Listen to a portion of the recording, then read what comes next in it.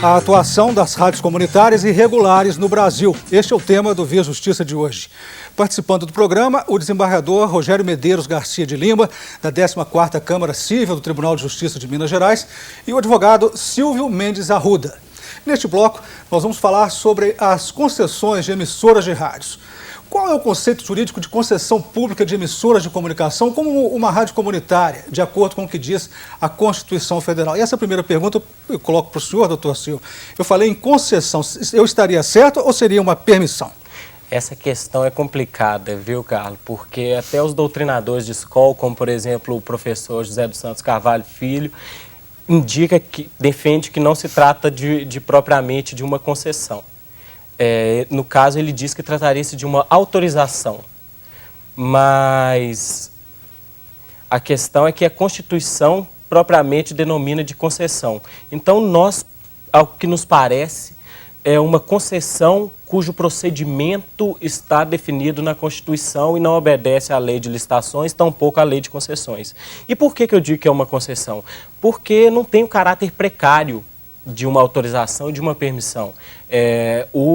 A pessoa jurídica que tem uma outorga de uma concessão, ela tem várias proteções contra o cancelamento, a revogação dessa concessão. Por exemplo, o prazo de 10 anos, no caso de radiodifusão, e de 15 anos, no caso de televisão. Rádio comunitária também são 10 anos. Sim.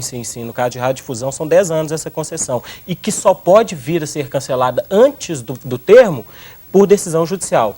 Então, o caráter precário que a gente dá a permissão, a autorização, a gente não observa nessa concessão. Então, eu diria que era uma concessão especial. E o senhor, desembargador, qual que é a opinião do senhor sobre essa divergência doutrinária? Eu acho interessante, inclusive, também, no caso das rádios comunitárias, falta o elemento econômico, né? A ideia de concessão que a gente tem na Constituição e na vida real, né? Eu citaria o exemplo das próprias emissoras comerciais, a TV Globo. Vamos citar o exemplo também na esfera dos transportes, as rodovias ditas privatizadas, né? Você concede ao setor privado um determinado serviço público e vai ter uma equação econômica naquele contrato, que não é o caso das rádios comunitárias. Mas, efetivamente, ela se aproxima da ideia de concessão na medida em que existe o que o doutor Silvio lembrou aqui, a não precariedade, né? O sujeito, a pessoa jurídica recebe aquela outorga com uma estabilidade garantida, pelo menos no caso das rádios comunitárias, por uma década. Então, o termo técnico de concessão é usado na Constituição, é usado pelo legislador, e o resto seria uma discussão doutrinária, mas a gente fica com a denominação dada pelo Constituinte e pelo legislador ordinário. Queria voltar na questão da portaria 462, que nós vimos no primeiro bloco, que ela regulamentou o chamado apoio cultural, que essas rádios podem ter o chamado apoio cultural. Apoio cultural é um recurso, né, que vem. Mas não seria uma propaganda do mesmo jeito, doutor Silvio? Não. Qual que é o conceito de apoio cultural para uma rádio comunitária? De maneira alguma. O apoio cultural, o Ministério das Comunicações já entendia isso, mas com a portaria 462 isso ficou bem claro. O apoio cultural, ele está limitado a uma mensagem institucional do patrocinador, em que podem ser veiculados o nome, o endereço físico e eletrônico e o telefone, tão somente isso. Ao contrário da publicidade comercial, onde você pode veicular preços, produtos, serviços, vantagens econômicas que por si só promovam o patrocinador. Dessa forma, o apoio cultural é bem limitado. O apoio cultural é para um programa ou para a emissora e transmitindo mensagens institucionais. Desembargador, vamos partir para as considerações finais. E nas considerações finais, eu gostaria, o senhor falou aí do Ministério Público Federal, da fiscalização. Temos 90% das rádios irregulares em Minas, comunitárias. O Ministério Público está sendo omisso?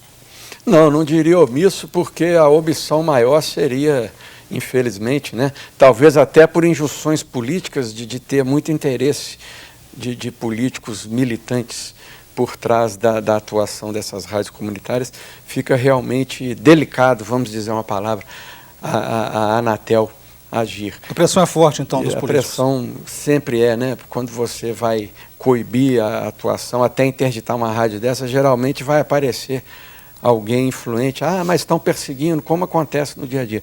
Então, diante da omissão do poder público, aí sim, é que eu vislumbro essa janela, né, que seria a intervenção do Ministério Público, até porque seja o procurador, né, na esfera do Ministério Público Federal, seja o promotor de justiça estadual, ele é dotado de autonomia, de inamovibilidade, aquelas garantias constitucionais que os juízes também têm, e é um sujeito imparcial. Seria a instituição ideal para assumir essa boa causa.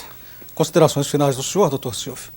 E, complementando o que o desembargador disse, nós temos hoje em Minas Gerais uma promotoria de justiça de tutela de fundações e entidades de interesse social, especializada em fiscalizar essas entidades, fundações e associações sem fins lucrativos que promovem essas atividades.